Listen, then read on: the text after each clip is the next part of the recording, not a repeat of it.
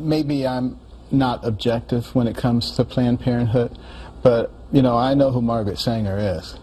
And I know that she believed in eugenics and that she was not particularly enamored with black people. And one of the reasons that you find most of their clinics in black neighborhoods is so that you can find a way to control that population. All right, welcome to Give Me Five. Ben Carson talking about Planned Parenthood, Margaret Sanger, and eugenics. And that was with Neil Cavuto on Wednesday. He went on to say this. And I think people should go back and read about Margaret Sanger, who founded this place, a woman who Hillary Clinton, by the way, says that she admires. Look and see what many people in Nazi Germany thought about her. That she was for targeting certain races, right? A great person, yes. Yeah, yeah. Well, he wasn't finished. He was on O'Reilly last night and reiterated the same exact theme, which, by the way, is a very important theme. You need to know who Margaret Sanger is if you support Planned Parenthood.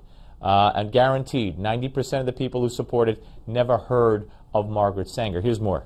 It brings up a very important issue, and that is, do those black lives matter?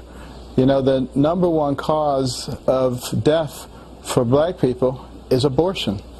And I wonder if maybe some people might at some point become concerned about that and ask, why is that happening? And what can be done to alleviate that situation? You know, there was a study, I've alluded to this prior, there was a study done, I don't know for what year or what time period, I think it was for one particular year, it might have been last year, that in New York City, more black babies were aborted during that time frame than were born. I mean, that is horrific. That is horrific. And, you know, you would think a liberal media and the first black president would be out there saying what Ben Carson is saying. No, but instead the first black president says, if my daughter makes a mistake, I don't want her punished with a baby.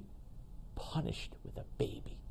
And that, of course, the media, you know, the ultimate is having support for killing babies in the womb.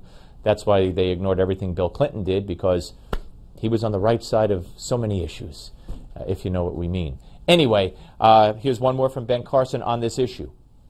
One of the important things is to educate people. I encourage people to go and read about Margaret Sanger and go and read about the beginnings of this organization so that you know what you're dealing with. You know, one of the ways that they're able to perpetrate the deceit is because people are not informed.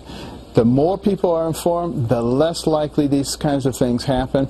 You know, some of our founders expressed how important it was to have an informed populace because they could not be manipulated. Yeah, well, unfortunately, we do not have an informed populace overall. You folks are extraordinarily informed because you're watching Newsmax TV and my show. Now, you want a little levity?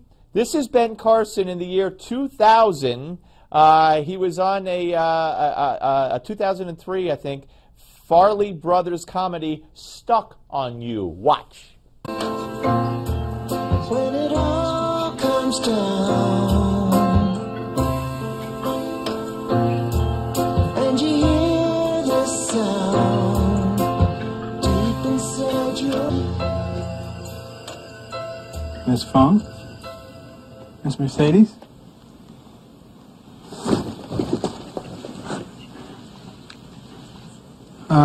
Look, I don't quite know how to tell you guys this, but we lost them. Dr. Carson, good news. We found Bob and Walt. Someone took them upstairs. Oh, fantastic. By the way, the operation was a smashing success.